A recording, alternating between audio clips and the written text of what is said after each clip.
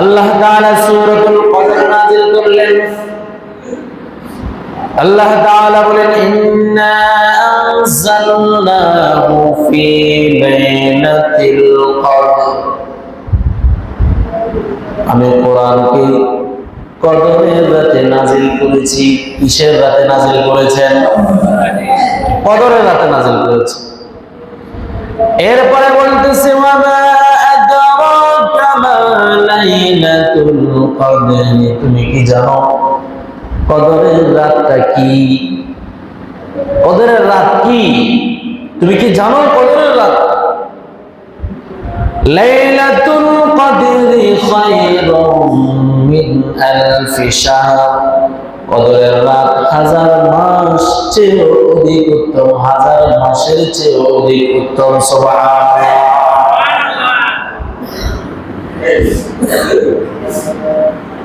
এই রাতটাতে কোরআন মাজিদ নাজিল হওয়ার কারণে এই রাতটা দামি করে দিয়েছেন কে? বলে এই রাতে পুরা কোরআন নাজিল হয়েছে।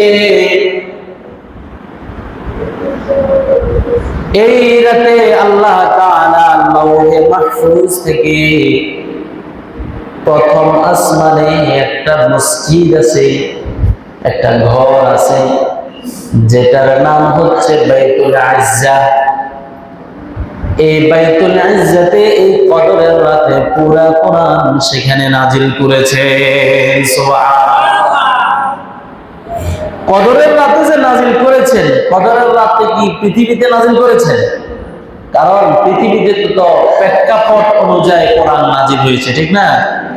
যেই সময় যেটার প্রয়োজন, যে আয়াতগুলোর প্রয়োজন, যে সূরার প্রয়োজন, এটা আল্লাহ জিবরাইলের মাধ্যমে নাজিল করেছেন। কার উপর? আমাদের প্রিয় নবী হযরত মুহাম্মদ মুস্তাফা সাল্লাল্লাহু আলাইহি ওয়াসাল্লাম। কিন্তু প্রথমে কোরআন ছিল লৌহে মাহফুজে।